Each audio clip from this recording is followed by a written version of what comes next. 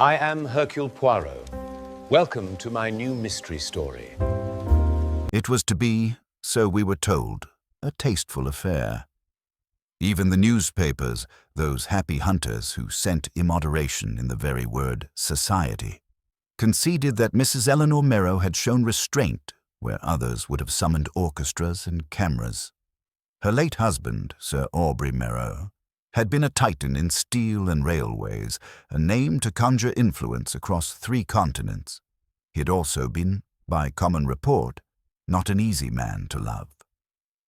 And yet, within 6 weeks of his sudden passing at Seabourne House, his widow proposed nothing more vulgar than the dedication of a small memorial garden on the cliffside for quiet recollection.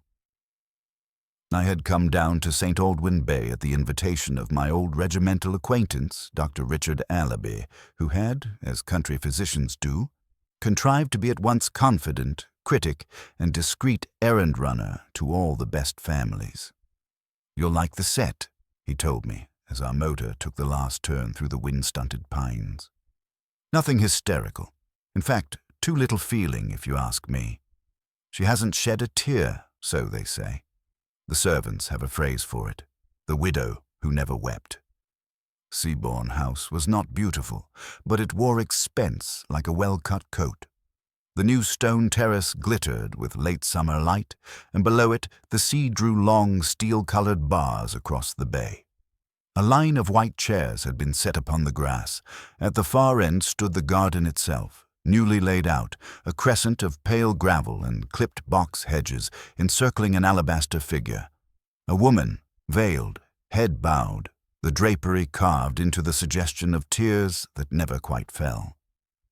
Beside the statue, a bronze plaque waited beneath a strip of black crepe. We were received by Miss Lydia Ashcroft, the widow's companion, thin, composed, wearing a lilac dress that suggested economy handled with ingenuity. "Mrs. Merrow begs you will forgive a few minutes' delay," she said. "Mr. Vale is not yet arrived, and he has agreed to say a few words." Her voice, while perfectly proper, had the exhausted note one hears in a nurse at the end of a long night. "Captain Geoffrey Vale?" I asked, remembering the name with a soldier's interest. "Flanders man, decorated. And lately a director of Merrow Holdings," said Allaby with the faintest tartness. "Valor leads to boardrooms these days." Other guests drifted across the lawn. There was Sir Aubrey's son by his first marriage, Mr. Peter Merrow, dark, impatient, keen about the jaw. He nodded curtly to us, and I thought he had the look of a man who has argued all night and not slept. There was Mrs. Iris Langford, a handsome woman of uncertain decade and certain charm. She moved the air when she passed, like a ship under full sail. There was Mr. Nathaniel Crisp, a solicitor with eyebrows like hedgehogs and a habit of inserting into the spaces where most people drew breath.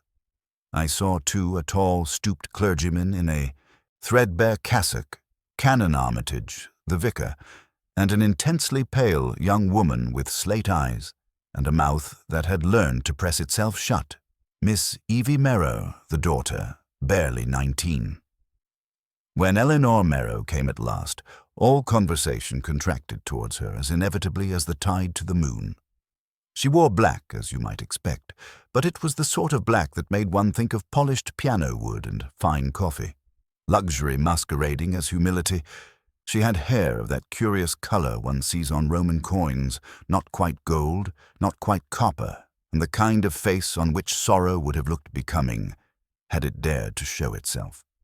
Instead, her poise was absolute. She greeted each guest with a small, exact smile and a hand laid briefly on the arm, as if she were placing them each correctly on an invisible chessboard. "Mrs. Merrow." Dr. Allaby bowed. "May I present my friend, Captain Hastings?" She inclined her head. "I'm very happy to welcome anyone who loved Aubrey's country," she said. The voice was low, beautifully modulated, and utterly calm. A bell tinkled, Miss Ashcroft's doing, and we arranged ourselves. The sea kept up its tireless shingling below. A gull laughed unpleasantly overhead. Canon Armitage muttered a psalm. Mr. Crisp hummed in the rests. Mrs. Langford produced a handkerchief as white as a flag of surrender and held it carefully at the ready, though I never saw it employed. Miss Evie stared at the statue with unblinking intensity. Peter Merrow stood with his hands behind him and his chin slightly lifted, the stance of a man about to contradict a judge. Only one person seemed missing. "Geoffrey is late," said Iris Langford under her breath, and not, I thought, without satisfaction. "He will come when it profits him," Peter murmured back. They did not look at one another. It was the practiced avoidance of people who had looked too often. Eleanor Merrow stepped forward to the plaque. "My friends," she said, "Aubrey disliked fuss. He would not have me praise him. He would have me continue." She paused. If ever a moment cried out for a tremor, a fissure, a breath drawn sharply and then steadied, it was that one. None came, only the smallest alteration at the corner of her mouth. Something that might have been weariness. A footman in livery brought a silver mallet on a cushion. It was a ridiculous object and yet perfectly in keeping with Seabourne House. Eleanor took it by its white handle, lifted it gently, and struck the plaque. The crape fell away. A sound came, then not the little scatter of polite applause one hears at unveilings, but a sound that does not belong in gardens, a flat, hard report, intimate and indecent, like a book slammed shut very near the ear. "What?" Alibi began, but already the line of guests was breaking, eyes casting about with the blind intent of startled birds. "Gunshot," he finished unnecessarily. It seemed to have come from the yew walk that led from the lawn to the cliff path. Miss Evie gave one soft cry and put her hand to her throat. Peter swore. Canon Armitage said, "Dear Lord." Eleanor did nothing. Her head turned slightly towards the sound. Her hand, very steady, set the mallet back upon the cushion. "Please," she said, "no one run. Nathaniel, would you—" But Mr. Crisp was already stumping towards the yews, his umbrella held as if it might swear an affidavit. Alibi and I went after him. The yew walk was a narrow green tunnel with the light crushed out of it. I smelled resin and the damp sourness that clings to hedges. 10 paces in, the walk opened upon a little circular platform of gravel, a folly of sorts, a place for lovers to stand and point out ships in the bay. Captain Geoffrey Vale lay upon the gravel on his side, one hand under him, the other flung loose, palm up, as though to ask an absurd question of the sky. There was a wound at the temple, black at the center and darkly wet beneath. A pistol lay near the hedge, bronze against the white stones. Alibi dropped to a knee. "Too late," he said at once, with a doctor's miserable certainty. He glanced at the pistol, then at the angle of the wound. "Close range?" Crisp made his hedgehog eyebrows into a bristling parapet.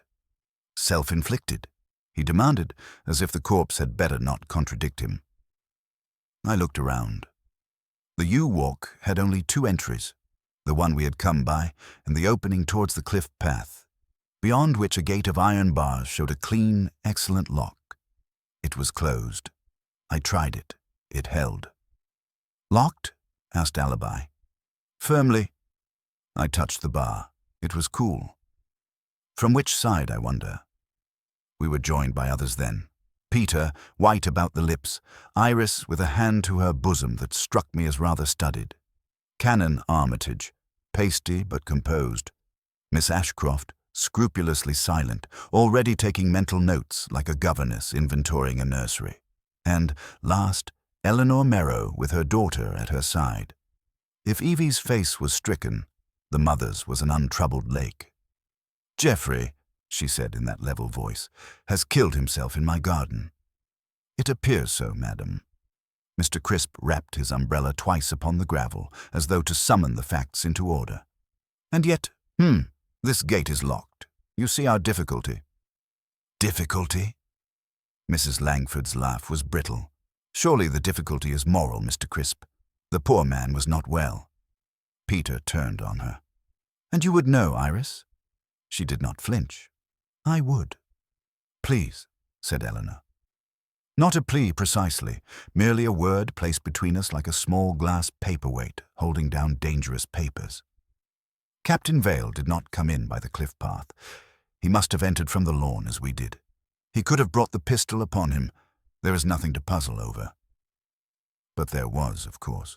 The gate that had been locked, the pistol that lay at a distance one would not expect from a limp hand. The curious way Captain Vale's left shoe was scuffed, as if he had stumbled or been dragged an inch and then set down again very carefully. Above all, there was the silence in Eleanor Merrow's face, a silence that did not merely refuse to confess grief. It declined to admit it existed. Alibi rose slowly and dusted his knee. "We must send for the police," he said. "And, Mrs. Merrow, if you will forgive me, someone with a gift for order. There are questions here." Eleanor's eyes rested on him, then on me, and then on the little statue in the garden beyond, with its carved non-tears. "I do not object to order," she said. "On the contrary, Doctor, I insist upon it." She turned to Miss Ashcroft. "Telephone Mr. Nathaniel Crisp's office and Inspector Blaine in St. Aldwyn. Then, Lydia, be so good as to ring the Savoy." "The Savoy, madam?" "Yes," said Eleanor Merrow, with the faintest shade of something that might almost have been relief. "We must ask Monsieur Hercule Poirot to come down at once." All was then a flurry, but not the kind that erases truth. It was motion disciplined by Eleanor Merrow's quiet will. Guests were guided back to the lawn, footmen posted at the yew walk. Miss Ashcroft produced a writing block. I kept to the fringe and noted what a soldier notes: positions, faces, where hands go when a voice grows sharp. Inspector Blaine came within 20 minutes, a square man with a mustache. He saluted Alibi, heard Crisp's recital, and went straight to the gravel ring. "Close range," Alibi said. Blaine bent, sniffed, and nodded. He did not touch the pistol until a constable had photographed it and measured the distances. "The gate," I said. "Locked when we arrived." "So I hear." Blaine tested it. The iron gave a clean sound. The lock was stout. "Forced?" "No," he decided. "Where are the keys?" "On my ring," Eleanor said from the walk. She had not trespassed the gravel. "There are 3 in all. One with Mr. Crisp, one with my head gardener, Mr. Tulliver, and one with me." "Mine is at my office," Crisp declared, "under lock and key. I was not notified of the dedication until this morning." Mr. Tulliver, thin and sun-browned, said his key hung on a nail in the potting shed. "I locked at 7, he told Blaine. "Folk will stray the cliff path if you let him." "And you have not opened it since?" "No, sir." Blaine lifted the pistol with a handkerchief. "Recognize this?" Eleanor did not hesitate. "No. Captain Vale kept a revolver in his motor. This is not it." "Quite," said Peter. "Jeff's was a Webley. That is too small." "32 Browning automatic," Blaine said. "Not standard army comfort." He looked at Alibi. "Powder burns?" "A few. The wound is tight," Alibi said. "Death would have been instantaneous." We were kept at the entrance while the constables traced marks.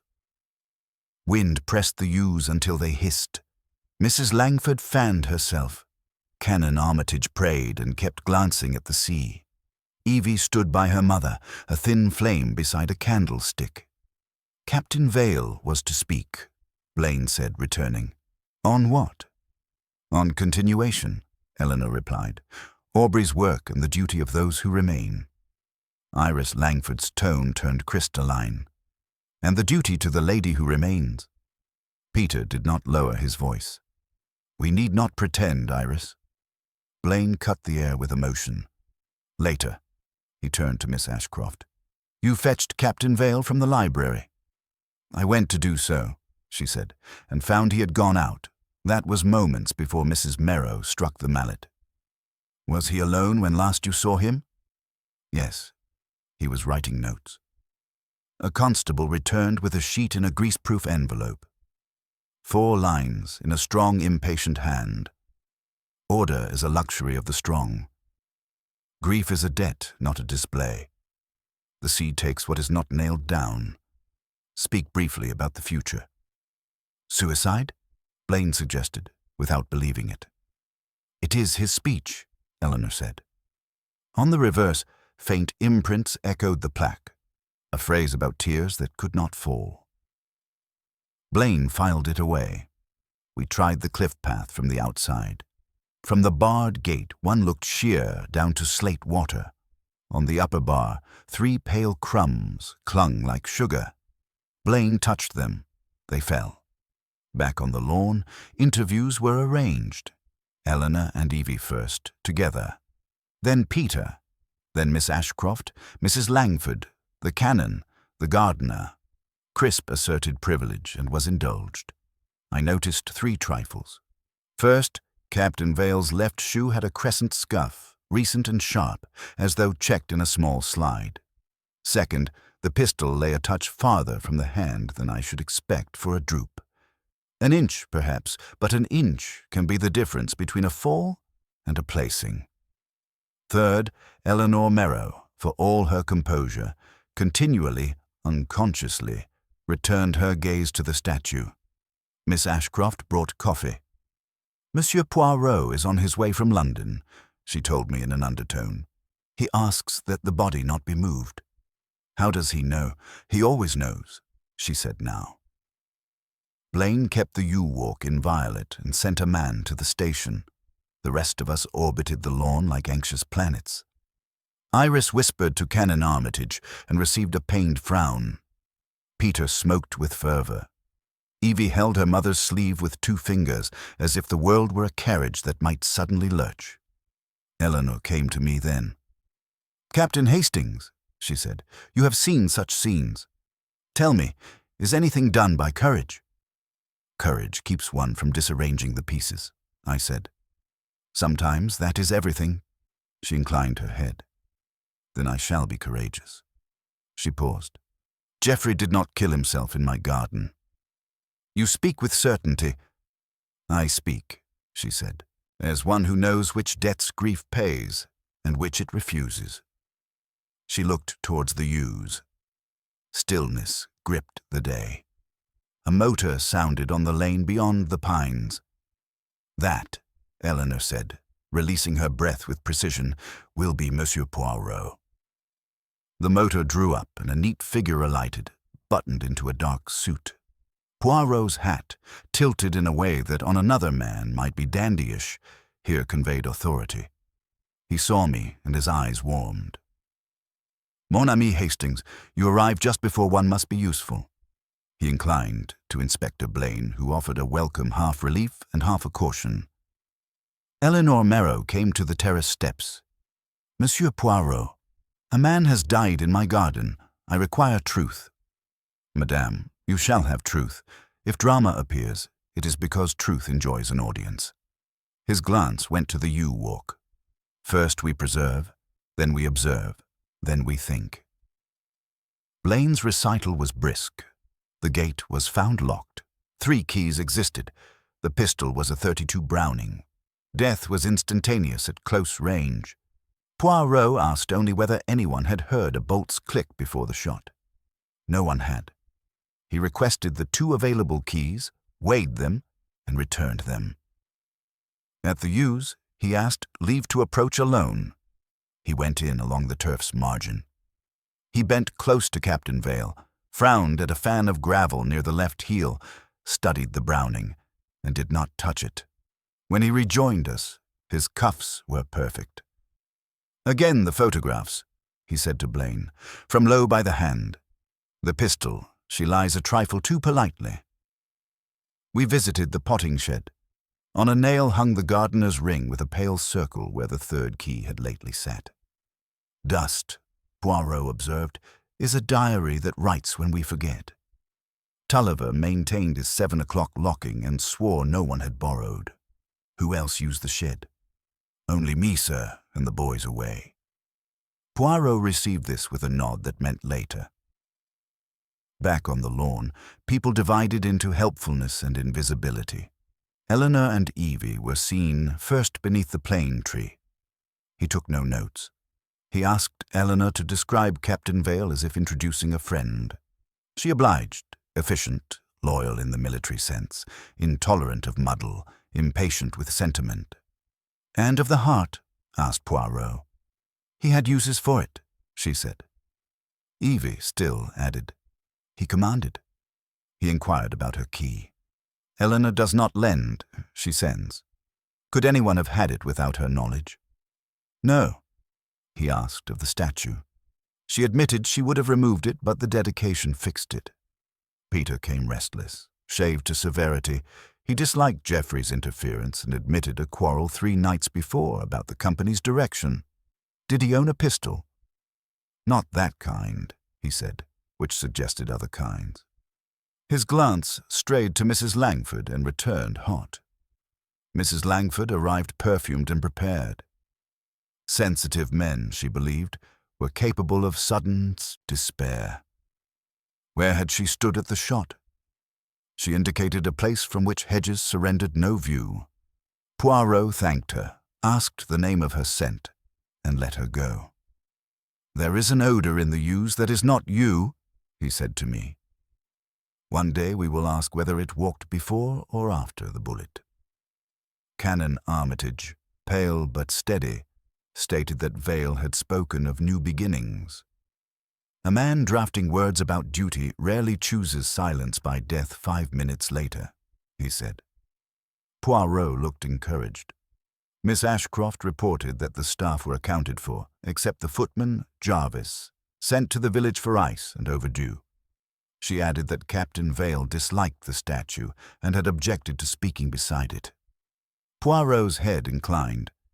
When a man disapproves of a stage, one asks whether he feared the audience or the play. Blaine returned from the gate with 3 pale crumbs on the upper bar, dislodged. "Salt?" he guessed. Poirot shook his head. He asked whether any dog frequented the cliff path. None did. "Then the crumbs are for a bird or a person. If for a bird, nothing. If for a person, much." He led us to the gate. The lock was stout. The bars rang, the hinges unscarred.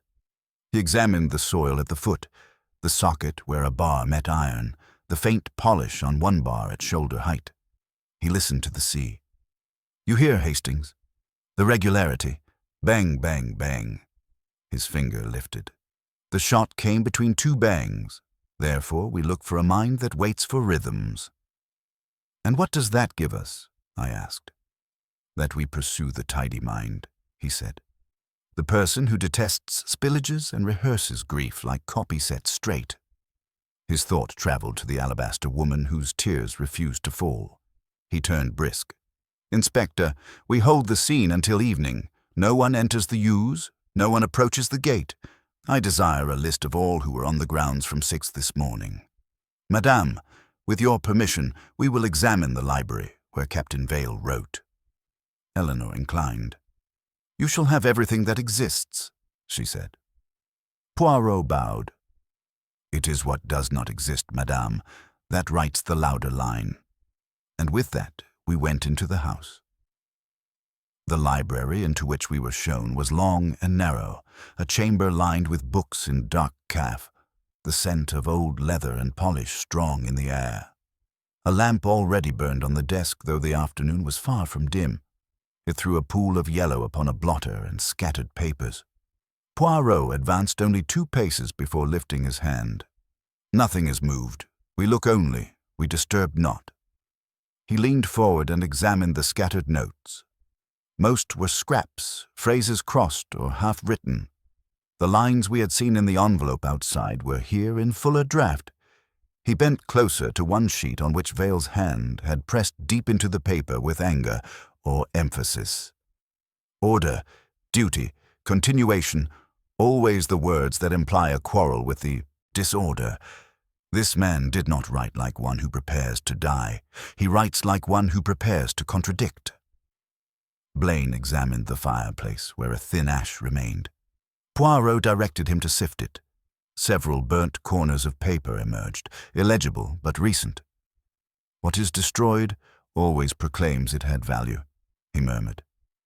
His eyes traveled then to the shelves. Books on engineering, economics, military history. 2 volumes lay apart, pulled but not replaced. Marcus Aurelius, and a thin anthology of French verse. Vale had perhaps sought consolation, but had found only words. Eleanor Merrow, still calm, had followed us. Poirot turned to her gently. "Madame, did Captain Vale work here regularly?" She said no.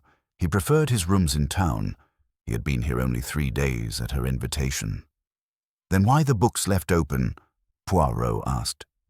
She did not answer, merely looked at them as if their titles accused her. Evie, hovering in the doorway, said suddenly, "He asked about father's letters, but we told him they were locked."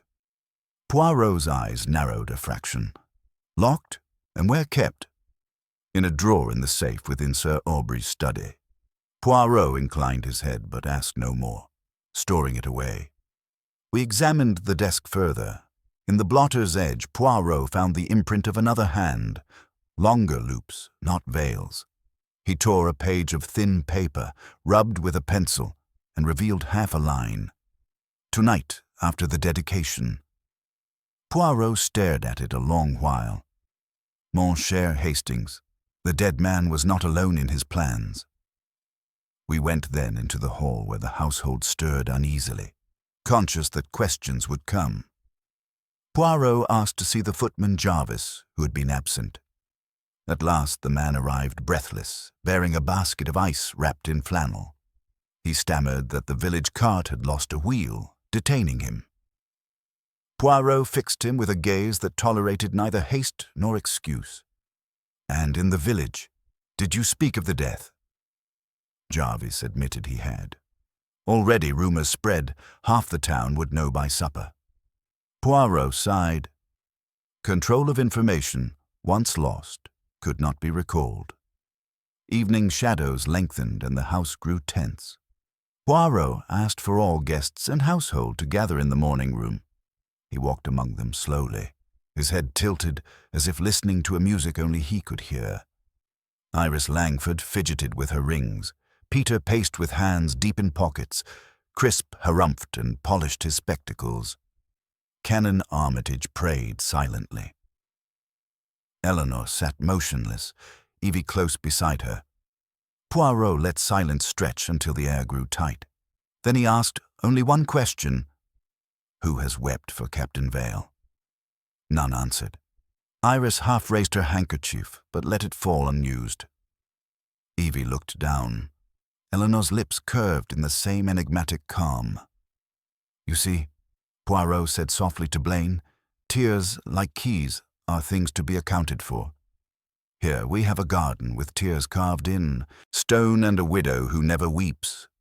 We have a man who writes of order and dies in disorder. We have keys that guard a gate, yet the gate imprisons a death rather than excludes it. And we have," he raised the paper with the rubbed words, "a promise of tonight, but for whom?" Blaine grunted that promises written on scraps were no proof. Poirot agreed mildly. Yet his eyes shone with that peculiar light I had seen so often when the little grey cells had begun their work. "We will not arrest a ghost," he said, "but tomorrow we shall catch the hand that thinks too tidily." He directed Blaine to place constables at the house and at the gate, and insisted all remain under observation. Eleanor gave consent without expression, her daughter silent at her side. As the company dispersed, Poirot drew me into the hall. "Hastings, tonight is important. We watch, we listen, and above all, we note who cannot sleep when others try to." He tapped his temple. "The mind that rehearses grief will also rehearse crime. We will be ready." The house that night carried the hush of an audience before a curtain rises. Constables paced outside. Their boots sounded faintly on gravel, then ceased, then began again. Inside, the lamps burned low. Poirot and I occupied a small sitting room adjacent to the library. the door left ajar. He had insisted that no one alter the arrangement of that room. The papers, the ash, the desk, all remained untouched. From where we sat, the light from the corridor struck the half-open door and cast the faintest bar across the carpet. Poirot watched it as if it were a clock. You perceive, Hastings, how crime behaves like a tune. The first bar is struck, but the ear expects the rest. Tonight, we wait for the second bar. He placed his fingertips together, immaculate as ever, though the house smelled faintly of sea and unease. Shortly after 11, footsteps creaked above. Poirot rose, signaled me silent, and we eased into the corridor. Down the stair, Eleanor Merrow descended, not in black now, but in a pale gown, unadorned, her hair unbound. She moved without hesitation, neither hurried nor stealthy, as if assured she had the right. At the library door she paused, her hand brushing the knob, then turned aside to the study, the one room Poirot had not yet examined fully. We followed at a distance. She did not close the door. Inside, she went to the safe in the corner, knelt, and with surprising speed unlocked it. Papers came out, a bundle tied in string, which she set upon the desk. She opened them, turned pages swiftly, then stopped at one sheet, staring long. Her head bent. Still no tear fell. Poirot stepped forward gently, making no pretense of secrecy. "Madame, it is late for reading." She straightened without alarm, the paper still in her hand. "My husband's letters. He wrote of duty. Geoffrey wished to see them. I told him no. Now he will not read them, and I am left with words I cannot burn." "Why not?" Poirot asked softly. "Because they are Aubrey," she said, "and Aubrey is stone." She laid the paper down with deliberation. "You will say I conceal. I do, but not murder. A woman does not murder twice." Her eyes met his. They held something fierce behind their calm. Poirot inclined his head slightly, as one acknowledges a move in a game. "We shall not disturb you further tonight, madame. Only be certain the letters remain where they are. Tomorrow they may speak." We withdrew, leaving her still at the desk, motionless except for the faint stirring of her hand upon the paper. Poirot returned to our watch with eyes more alight than before. "There, Hastings, is the player who keeps the board in order. But she is not alone. We must find the hand that writes tonight and prefers the locked gate." The hours crept. At 2, the sound of the front door disturbed the stillness. Poirot beckoned me quickly. A shadow moved across the hall, then halted at the yew-walk's entrance. Blaine's constable challenged, and Peter Merrow's voice answered, sharp with annoyance. He had been walking, he said, sleepless, smoking in the air. Poirot emerged and regarded him without reproach. "A restless mind, monsieur, but it is not the air alone you seek." Peter flushed, but offered nothing more. Back upstairs, Poirot whispered, "The impatience of youth, Hastings, often covers fear. He seeks to measure our guard." By 3, the house quieted. Poirot dozed lightly in his chair, his head not once falling from its perfect poise. I confess my own eyelids faltered. When at last grey bled into the windows, Poirot rose as though the dawn itself had rung for him. "It is time," he said. "We gather the household." By breakfast, all were assembled in the dining room, faces pale from unrest. Poirot took no seat but stood by the sideboard, hands folded. "Mesdames, messieurs, a little patience. We are close to the order behind the disorder. Last night I saw much, though nothing moved. Today we shall see who must move, because silence cannot be kept when truth knocks." He asked for the gardener. Tulliver appeared, cap in hand, looking more weary than the rest. Poirot inquired whether anyone had visited the potting shed after sunset. The man hesitated, then admitted he had seen a light there near midnight, but thought it no concern. "The constables, maybe, or someone storing tools." Poirot's brows arched. But the constables were not there. So who, monsieur, carries a lantern to the shed when all others sleep? He turned then to Blaine. We must examine it at once. Together we went out, the household watching from the terrace as if drawn by invisible threads. The shed smelled of earth and oil. On the workbench lay a folded rag. Poirot lifted it delicately with tongs. Inside lay metal filings, dark and new. He examined them with a magnifier, his moustache twitching. A lock, perhaps, altered. A key, perhaps, copied. At once the meaning struck me. The gate. Someone had fashioned a duplicate. Poirot nodded gravely. Yes, Hastings. The third key that was never listed. A gate that was meant to be locked, yet was entered. A pistol that is placed, not dropped. A note that promises tonight. We approach the pattern. Eleanor's voice carried from the doorway.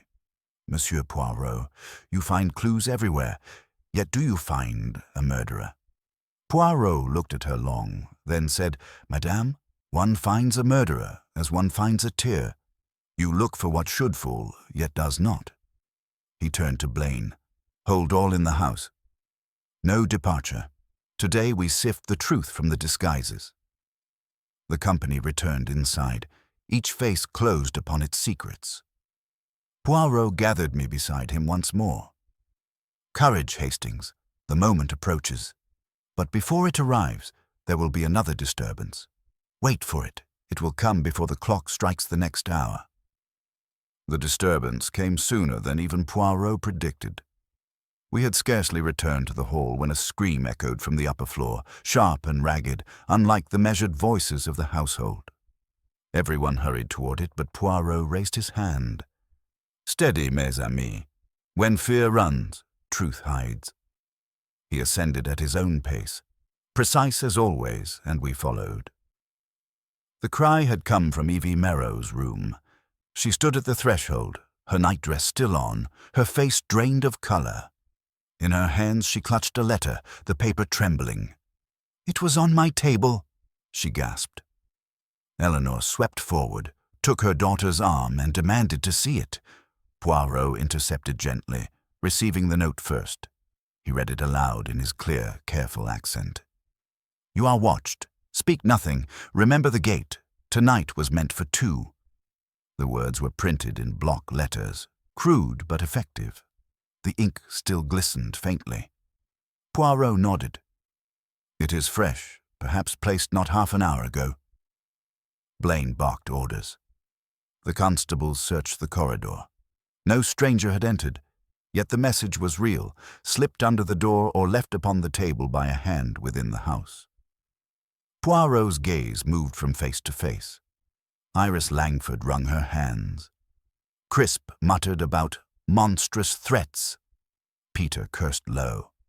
Eleanor alone remained motionless, though her daughter clung to her sleeve. Poirot folded the paper. You see, Hastings, the rhythm continues. We have the first bar, the shot, the second, the locked gate, now the third, the warning. Always someone rehearses the performance. Evie shook, whispering that she had heard nothing. Poirot reassured her. Mademoiselle, fear is natural, but you are stronger than you believe. This message was not to terrify you, it was to silence. That is quite another matter. He turned to Blaine. Guard this corridor. No servant passes unescorted. And, Inspector, permit me to say, it is not the constable who must watch most keenly, but the eyes of those within. One among us is playwright to this tragedy. We gathered again in the morning room, where the windows now admitted a pale sun. Poirot addressed them with courtesy, yet firmness. A letter is placed in the room of Mademoiselle Evie. It speaks of the gate. I ask each of you, who had cause to mention that gate before this morning? Peter's mouth tightened. I did, perhaps, when Inspector Blaine questioned us. Everyone knows of the gate. Not everyone, monsieur. The servants speak of locks and sheds, yes. But to link the gate to a knight's design, that is rarer. Poirot's eyes shifted to Iris Langford. She flushed under the scrutiny, then declared she knew nothing of any key or lock. Crisp harumphed, his umbrella tapping. If you expect me to admit to skulking in corridors, I shall not, but anyone could forge a note. Poirot inclined his head. Precisely. Anyone could. And so we narrow not by the act, but by its psychology. Who profits if Mademoiselle Evie is silenced? That is the question we must ask. The room grew taut. Evie glanced toward her mother, who neither encouraged nor forbade her speech. At last, the girl whispered, "Geoffrey wanted me to go away with him. He said he would not stay if I remained bound to this house. But I refused."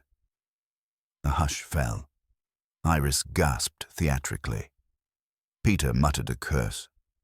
Crisp adjusted his spectacles with frantic precision. Blaine leaned forward. "You mean Vale proposed?" "He pressed me," Evie said, her eyes filling but the tears holding fast. "I could not. It was wrong, and Mother would not allow it." Poirot watched her intently. "And yet he remained? To speak at the dedication?" She nodded. He said he would make his choice after. Poirot's expression grew grave. Then perhaps his death is not merely about the widow, nor the son, nor the company. Perhaps it is also about the daughter. That, mes amis, is motive enough to create silence. Eleanor rose then, calm as ever. "Monsieur Poirot, my daughter has suffered enough. If you require a culprit, find one without asking a girl to bleed her secrets." Poirot bowed. "Madame, truth is never polite. But it is the only guest who cannot be refused." The note was sealed away. Poirot requested Blaine to compare the letters of each suspect. Already he had asked for samples of their handwriting. Now he examined them swiftly, side by side with the block letters. He shook his head. Not natural to any, but look here, Hastings. The spacing, even when disguised, the rhythm of a hand betrays. These letters are too evenly pressed. A person of meticulous habit. I thought at once of Eleanor, but Poirot did not say it. He only remarked, "We look for the one who despises irregularity." By midday, the tension had grown unbearable. Poirot announced a temporary dispersal. "Go to your rooms, your walks, your letters. I shall call you again, and while you wait, remember, innocence need not fear stillness." When the room emptied, I asked him what he intended. He tapped his mustache. "The pattern tightens, Hastings. We have threats, secrets, motives enough to fill 10 tragedies. But there is one thing we have not yet, the act of cunning that betrays itself. It will come. It always does." As he spoke, a constable entered, saluting hurriedly. He carried a small object wrapped in cloth. "Found just now, sir, near the cliff path." Poirot unwrapped it. Inside lay a handkerchief, white silk, embroidered with the initials I.L. It was stained faintly with powder. Poirot's eyes gleamed. "Ah, at last the curtain stirs." He replaced the cloth and gave it back. "No word to anyone yet. We must see who asks about a missing handkerchief." He turned to me with the faintest smile. "Hastings, the hour strikes. The next bar in the music will play soon. Be ready to listen." Poirot kept the discovery of the handkerchief entirely to himself and me, instructing the constable to say only that nothing of consequence had been found. We returned to the drawing-room where the household reassembled for luncheon, each person carrying the fatigue of a sleepless night. Eleanor presided as though the table were an altar, and her composure the sacrament. No gesture betrayed her awareness of the storm that thickened around us. Iris Langford, however, toyed with her glass of claret, fingers restless upon the stem, her eyes flicking off into the terrace doors as if longing to flee. Poirot observed all with that feline stillness of his, until suddenly he leaned forward and asked in a voice so casual it might have been an afterthought, "Madame Langford, you have mislaid a handkerchief, perhaps?" The effect was instantaneous. Her glass trembled, spilling a few drops on the cloth. She gave a brittle laugh. "I possess many handkerchiefs, Monsieur Poirot. One is very like another. If I have dropped one, it is hardly evidence of murder. Ah, but this one, Poirot said smoothly, is white silk with initials, beautifully worked in red. Her eyes widened only a fraction before she regained control. Yes, that could be mine. I often walk the cliff path, you know. I may have left it there days ago. Peter Merrow gave a sharp sound, half laugh, half sneer. Or last night, Iris? Perhaps you dropped it while visiting Geoffrey? The words landed like a slap. Evie stiffened, and Eleanor's head turned slowly toward the accuser, her gaze unreadable. Iris met Peter's challenge with a flash of color in her cheeks. I do not answer to you. Captain Vale and I were friends, nothing more. Poirot intervened before the quarrel escalated. It is curious, he said mildly, how a small cloth can wipe away the mask of calm, but do not be distressed, madame. A handkerchief does not kill. It only tells us where its owner has been. He let the words rest in the air like incense. Blaine leaned across the table, his blunt manner contrasting with Poirot's delicacy. Were you at the yew-walk during the dedication, Mrs. Langford? She shook her head too quickly. No, I was by the statue. Everyone saw me. Poirot's eyes twinkled. Everyone sees, madame, yet no one notices. There is a difference. He changed the subject abruptly to the weather, leaving the room confused and restless. After luncheon, Poirot asked Blaine to assemble the company once more in the library. He had placed the recovered handkerchief upon the desk, covered lightly with a sheet of paper. The sight of it drew every eye. Poirot, standing near the hearth, began in his deliberate way. We have spoken of keys, of letters, of the gate. Now we speak of what is left behind when one believes all is tidy. A pistol, a note, a handkerchief. Each is too neat, too placed. But life, mes amis, is never so orderly. Only crime attempts such perfection. Crisp muttered that philosophy had little to do with law. Poirot smiled at him. Yet it is the philosophy that tells us who arranges the scene. You see, Geoffrey Vale did not kill himself. He was made to appear as though he had. The locked gate, the pistol at the wrong angle, the warning note. These are theatre, nothing more. And the author of this theatre loves order. His gaze moved slowly about the room. Who insists upon control? Who tidies grief into silence? Who commands without tears? We have three who desire influence. The son, impatient. The lady, jealous. The companion, weary. But only one has the habit of turning chaos into arrangement. Eleanor's stillness deepened. Evie looked terrified. Iris glanced from one face to another, her bravado thinning. Peter clenched his fists. Poirot did not deliver the final blow. Not yet. He allowed the silence to thrum until even Blaine shifted uneasily. Instead, Poirot announced that he would require all to remain again through the evening. The pattern is nearly complete, he said. One more movement and the music ends. He dismissed them, leaving each to retreat in disarray. When the room was empty, he drew me close. Hastings, observe. Madame Merrow is formidable, but I doubt she struck the blow.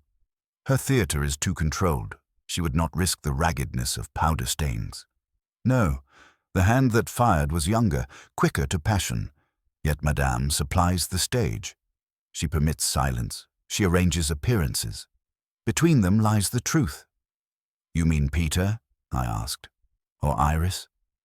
Perhaps both, perhaps neither.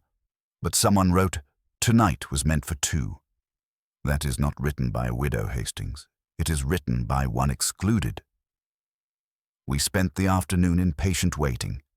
Poirot paced the terrace, his head bent, lips moving faintly as if rehearsing some inner dialogue. The sea broke rhythmically against the cliffs, the sound like the ticking of a vast clock. The household moved like figures under glass, each gesture magnified by scrutiny. Near sunset, as the light turned copper, a commotion arose at the gate. A constable summoned Blaine urgently. A villager had found a second pistol half buried in the sand below the cliff path, washed clean by the tide. It was a Webley revolver, the very one Vale was said to keep in his motor. Blaine placed it on the desk beside the Browning. Poirot studied both weapons without touching. Voila. 2 pistols for 1 death. Too many, Hastings. The Browning kills, the Webley confuses. Again, the hand that tidies overreaches. We are close. He turned to me, his eyes bright.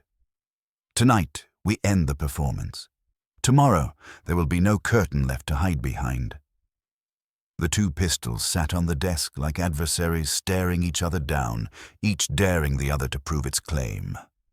Blaine swore beneath his breath, muttering about planted evidence and clever tricks, but Poirot only studied them with narrowed eyes. Always, Hastings, when there are 2 explanations, it is the simpler that hides within the more complicated disguise. Here we have 2 pistols for 1 shot. That is not simplicity, it is artifice. He lifted a paper knife and, without touching the weapons directly, measured their length and alignment. The Webley is service issue, the Browning too delicate. One is for soldiers, the other for concealment. Ask yourself, which suits the stage of a garden dedication? The question hung unanswered. Eleanor had entered silently, her gaze falling on the pistols with no flicker of surprise. She approached the desk with a slow grace. So Geoffrey did keep his revolver, she said, and someone chose to bury it in the sand. What does that tell you, Monsieur Poirot? That whoever arranged his death wished us to believe too much, Poirot replied. It is the vice of the tidy criminal. They over-arrange, like a hostess who sets the flowers in perfect lines until the room has no life. Eleanor's eyes softened for an instant, though the rest of her face remained still. Then perhaps you will discover the criminal tonight. But I beg you, monsieur, do not destroy more than you expose. I've lost 1 man already. Poirot bowed gravely, but when she left, he whispered to me, You see, Hastings, she protects still. But whom? Evening drew on with a tension that pressed upon every corridor. Blaine stationed constables at every exit. None was to leave, none to approach the cliff path. The household gathered in the salon, the air heavy with perfume and nerves. Iris Langford spoke little, though her eyes darted whenever Peter shifted in his chair. He in turn smoked incessantly, filling the air with sharp blue spirals. Crisp sat hunched like a gargoyle, his umbrella clutched like a scepter of law. The canon murmured prayers almost inaudibly. Evie sat near her mother, who kept 1 hand lightly upon her arm, a gesture that seemed less of comfort than possession. Poirot paced before the hearth, as if conducting an invisible orchestra. At last he announced, Mes amis, tonight I ask for patience once more. Tomorrow I shall assemble you for the truth. Until then, each remains under watch. But do not fear. He smiled faintly. I have already heard the murderer speak. The words rippled through the room, each face tightening. Iris gasped. Peter scowled. Crisp sputtered. Even Blaine frowned in surprise. But Poirot would say no more. He dismissed them with a wave, leaving them to their unrest. Later, as we sat alone, I pressed him for explanation. Poirot, you cannot mean you know already. But yes, Hastings. The little grey cells, they have assembled the picture. What remains is only the final confirmation, the trap. You recall the phrase in the note, "Tonight was meant for 2." That tells me everything. It was not Vale's despair, but someone else's ambition that wrote it. Someone who believed themselves excluded. Someone who arranged with care, who tidied too much. I shook my head. But who? Poirot? Iris? Peter? Even Eleanor herself? He only smiled. Tomorrow you shall see. For tonight we let the criminal believe in their order. That is when disorder betrays them. The night passed like a taut string, quivering with unseen weight. Constables reported footsteps in the corridor, but always explained. Servants delivering water, Blaine himself checking doors. Yet Poirot remained unshaken, his gaze often drifting to the pistols on the desk as if they whispered secrets only he could hear. At dawn, a cry came from the garden. We rushed out to find the constable by the yew walk pointing to the statue. Around its base lay a scattering of torn paper, fragments of the warning letter Evie had received. Someone had tried to burn them, but the wind had carried the half-scorched pieces to rest at the feet of the alabaster woman whose carved tears never fell. Blaine cursed, furious that his watch had been outwitted. Poirot bent, gathering the pieces gently. "Do you see, Hastings? The criminal grows careless. They thought to erase, but nature betrays them. Even the wind rejects too much tidiness." He straightened, his moustache stiff with resolve. "Now it is enough. The stage is complete. We gather them all. Tonight's rehearsal is over. Tomorrow comes the performance." We returned inside, the household roused by whispers of discovery. Faces pale, voices hushed, each suspect now wore suspicion like an ill-fitting mask. Poirot alone seemed serene, as though the puzzle had ceased to trouble him. He announced with impeccable calm that all were to be summoned at noon in the great drawing-room. There, before them all, he would speak the truth of Geoffrey Vale's death. I asked him once more, almost in desperation, "Poirot, will you truly reveal everything tomorrow?" He touched my arm lightly, his eyes full of that maddening certainty I'd seen so often. "Mais oui, mon ami. The widow who never wept will finally hear why she need not. Pretend. And the murderer who sought to arrange the world as neatly as flowers in a vase. Ah, they shall find that even order has its cracks." The clock struck 9, its chime echoing through Seabourne House like the tolling of fate. Poirot folded the fragments of the letter into his pocket. "Come, Hastings. Let us breakfast. One must never accuse on an empty stomach." At noon, the household assembled in the great drawing-room, the curtains drawn back to admit the cold brilliance of the sea. The atmosphere was thick with anticipation, as though each guest sat in a theatre, awaiting the rising of the curtain. Poirot stood at the center, immaculate in grey, his hands folded neatly upon his waistcoat. Blaine and his constables lined the walls, grim and silent. I took my place a little behind Poirot, feeling once more that familiar blend of awe and nervousness, for I knew he would not speak until the entire performance was prepared in his mind. Eleanor Merrow entered last, her daughter close beside her. She wore black again, the severe lines of her gown lending her the air of a judge rather than a widow. Evie's face was pale, but she held herself with surprising steadiness. Peter paced restlessly near the windows, his cigarette burning to the quick between his fingers. Iris Langford sat with one leg crossed, feigning indifference yet clutching her gloves too tightly. Crisp settled with his umbrella between his knees, harumphing as though all this delay insulted the law. Canon Armitage, wan and subdued, clasped his hands as if in prayer. Poirot began softly, his voice measured so that every word seemed to fall into its proper place. "Mesdames et messieurs, we have passed 2 nights in en grande tension. A brave man is dead, Captain Geoffrey Vale, and his death has been dressed as suicide. But it wasn't suicide. It was murder, and not only murder, but murder staged with great care, like a play performed for an audience. Yet even in the theatre, one slip, one false note, betrays the actor." A ripple of unease passed through the room. Iris caught her breath, Peter muttered, and even Eleanor shifted her head slightly. Poirot raised a hand. "I will tell you the story as it happened. First, Captain Vale quarrelled with young Mr. Peter Moreau about the company. Then he pressed Mademoiselle Evie to leave with him, which she refused. And so, by the morning of the dedication, he was a man of conflict, but not despair. He prepared words of duty, of future, of order. He did not prepare for death." Poirot gestured delicately toward the pistols laid on the side table. "Yet in the yew walk, he died. The pistol at his hand was a Browning, but in the sand below the cliff was found his Webley. Why two weapons? Because one was used and one was planted. The Browning, too small, too dainty, belonged not to the soldier, but to another. Its purpose was to mislead, and the Webley, hidden in the sand, was the tidy touch of the murderer, who feared contradiction. Inspector Blaine grunted, but his eyes gleamed with grudging admiration. Poirot continued. The gate to the cliff path was locked. 3 keys were accounted for, but in the shed we found filings, evidence that a 4th key had been fashioned.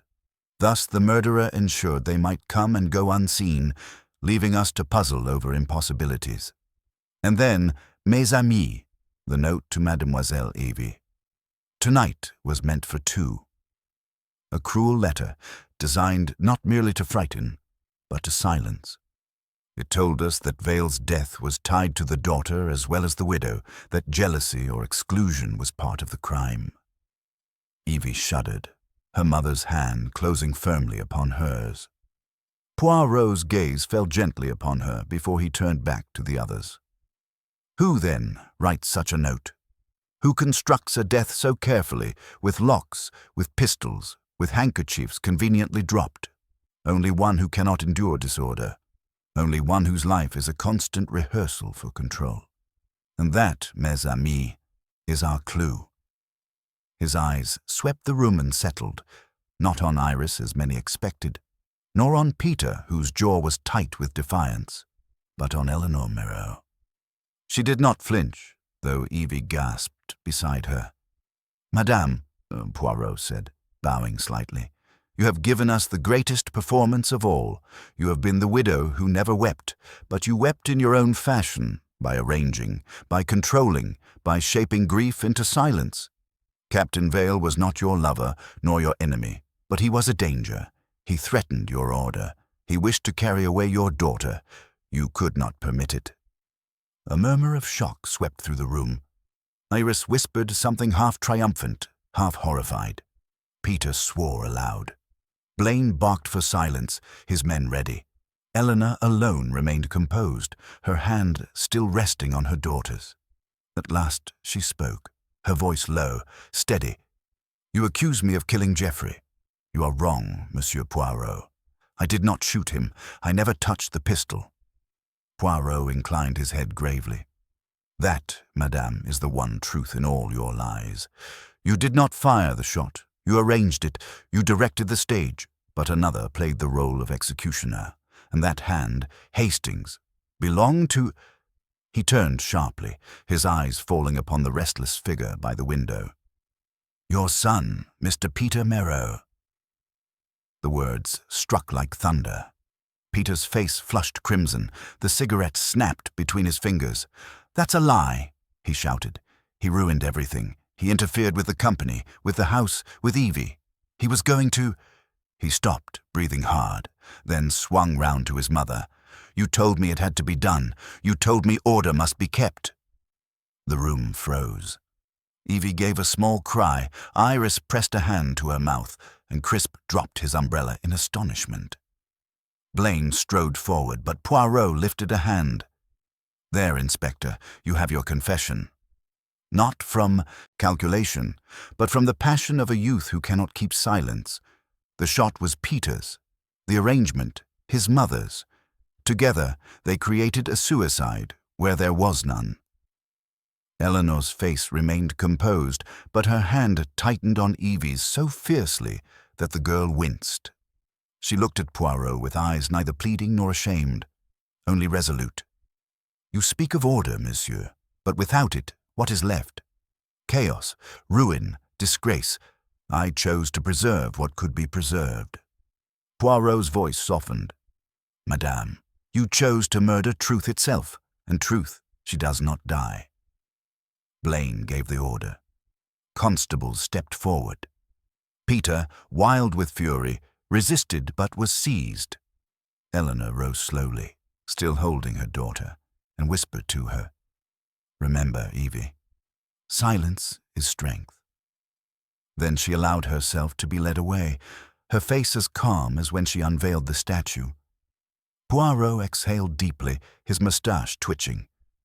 So ends the performance, Hastings. But tomorrow, tomorrow, we speak not of order, but of justice. The silence that followed their removal was heavier than any outcry might have been. Constables marched Peter through the doors, his protests echoing down the corridor until distance swallowed them. Eleanor walked without resistance, her head high, her step deliberate, her composure unbroken. Only Evie remained behind, trembling, staring at the space where her mother had been as though something vital had been torn away. Poirot crossed to her gently, laying a hand upon her arm with a tenderness I had seldom seen in him. "Mademoiselle, courage. You are free now, though freedom often feels more like loss." She gave no answer, only lowered her head and let silent tears fall at last. Tears her mother had refused to shed. Inspector Blaine broke the stillness with a gruff cough. "You've had your theatre, Monsieur Poirot, but I'll want it all laid out plain for the record. The evidence, the motive, the means. No riddles." Poirot smiled faintly.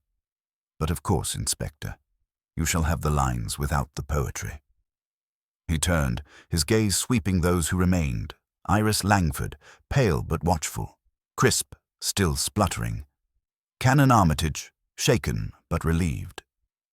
"You see, mes amis," Poirot began, "Captain Vale was struck down, not by despair, but by calculation. Madame Merrow feared disorder, the scandal of her daughter eloping, the challenge to her authority, the disruption to the legacy of her late husband. To her, order was life. And so she arranged death. Yet she would not sully her own hands. She persuaded her son, whose resentment already smoldered, to act. To him, Vale was both rival and intruder. Together, they formed a pact, she the stage manager, he the actor. That is why the pistols were so arranged, why the gate was locked, why the note was written. All was tidiness, too much tidiness." Blaine grunted but nodded, grudgingly satisfied. Poirot continued. "Peter fired the Browning, chosen for its ease of concealment. Eleanor contrived the presence of the Webley to cast suspicion away. She supervised the notes, the keys, even the silence of her daughter. But perfection is never perfect. The pistol lay too far from the hand. The locked gate was too clever. The notes, even letters, betrayed the mind that demands precision. And finally, the handkerchief, dropped by their accomplice, or perhaps by Eleanor herself, spoke of presence where none was admitted." Crisp thumped his umbrella on the floor. All very well, but how can we prove collusion? A confession in anger is not enough." Poirot inclined his head. "True, monsieur, but you forget the fragment we lifted from the blotter, tonight after the dedication. It was not in Vale's hand. It was Peter's. I compared them. He intended to meet someone. That someone was his mother. The promise of tonight was their secret compact. It is proof enough to shatter denial." Iris Langford gave a soft, astonished laugh. "So it was true all along. She ruled that house like a queen, and he her knight. Poor Geoffrey never had a chance." Poirot's eyes flashed toward her. "Do not congratulate yourself, madame. Your jealousy was dangerous, your silence selfish. You too might have destroyed much by whispering instead of speaking truth." She flushed, shrinking back. Canon Armitage rose unsteadily. "Monsieur Poirot, though justice must be done, I cannot but pity them. A mother driven by fear, a son led astray, are they beyond mercy?" Poirot regarded him gravely. "Monsieur le Chanoine, mercy is for heaven to decide. On earth we give truth its due. Without truth there can be no mercy worth the name." Evie finally found her voice. "You said I am free now, but what am I free for? My mother and brother are gone. The house is ruined. Everyone whispers already." Poirot bent closer, his tone softer still. "You are free, mademoiselle, to choose your own order, not the silence imposed by another, but the harmony you create. It is a heavier task, yes, but it is life, not theatre. Blaine gathered his papers brusquely, ordering the constables to prepare statements. Crisp followed, muttering about depositions. Iris drifted toward the door, her face unsettled. Only Evie lingered, gazing at the statue in the garden through the long windows. Poirot joined her, his silhouette small yet commanding against the sea light. "You see her, mademoiselle? The woman of stone whose tears will never fall. She is not strength, she is denial. Learn from her and weep when you must. There is no shame in tears." We left Seabourne House that evening, the village already buzzed with rumors, though the constables kept the crowds at bay. Poirot, immaculate as ever, settled in the motor car beside me. He was silent until the cliffs fell behind us. Then he spoke with that familiar mixture of melancholy and certainty. "Hastings, it is always the same. People commit murder not for greed alone, nor passion, but for order. They fear the untidy, the unpredictable. They seek to arrange life as one arranges flowers in a vase. Yet life, it resists, and so they destroy. But order built on silence is no order at all." I ventured that Eleanor had shown courage of a kind. Poirot shook his head gently. "Non, mon ami. Courage faces chaos and endures. She refused chaos, and so she destroyed. That is cowardice, though dressed in elegance." The road unspooled before us, the sea glinting at our side. Poirot adjusted his cuffs, as composed as if nothing had disturbed him. "Another case, Hastings. Another lesson. The widow who never wept leaves behind a house where at last the daughter may cry. It is perhaps the best justice we can hope for." And with that, he leaned back, closing his eyes, while I sat watching the horizon, struck as always by how the little man could pierce the darkest mystery, and yet carry within him the weight of human sorrow as lightly as his immaculate hat. The days that followed brought the inevitable machinery of law. Peter Merrow was charged, his mother held as accessory. Newspapers feasted upon the scandal, dubbing her the widow who never wept, as though the absence of tears were crime enough. Blaine, though outwardly satisfied, confessed to me in private that only Poirot could have drawn the thread so tightly. "I'd have called it suicide and been done," he admitted. Poirot merely smiled. "And then, Inspector, truth would have been buried with Captain Vale. It is not enough to tidy away a corpse. One must restore order to the living." We returned once more to Seabourne House before leaving St. Aldwyn Bay. The garden lay quiet, the statue still bowed in its perpetual refusal of grief. Yet the house had changed. Without Eleanor's presence, its grandeur seemed hollow. Rooms echoed, servants whispered, curtains stirred as if uneasy. Evie received us in the library, her face pale but composed. She thanked Poirot simply. "You gave me back honesty, though it hurt. Perhaps I will learn to live with it." Poirot regarded her with warmth. "Honesty, mademoiselle, is not comfortable, but it is the only inheritance worth having. Guard it, and you will not repeat the mistakes of those who sought only control." As we left, she stood at the window, watching the sea, a fragile figure, but no longer voiceless. Poirot paused in the hall, turning once more toward the statue in the garden. "She will never weep, Hastings," he said softly. "But the child has wept, and so the curse is broken." On the journey back to London, he reflected with the quiet gravity that sometimes overtook him after a case. "You see, mon ami, murder is rarely about the act itself. It is about the illusion one wishes to preserve. Madame Merrow wanted to preserve her world, her order. She used her son, believing herself strong. But in truth, strength is not the absence of tears, it is the courage to let them fall." I asked him if he pitied her. He considered. "Pity, yes. For she was clever, devoted in her way, but she forgot one thing. Even the most careful arrangement unravels when it is built upon deceit. A garden without water dies, Hastings, and a soul without truth withers. The motor sped on, the cliffs receding behind us. Poirot leaned back, his eyes closing, a faint smile at the corners of his lips as if he were already turning his little grey cells to the next enigma. And I, gazing out at the shifting horizon, felt again the curious mixture of melancholy and admiration that always followed in his wake. For though the widow had never wept, Poirot had taught us all that justice itself does not weep. It only endures, precise, inevitable, and exact.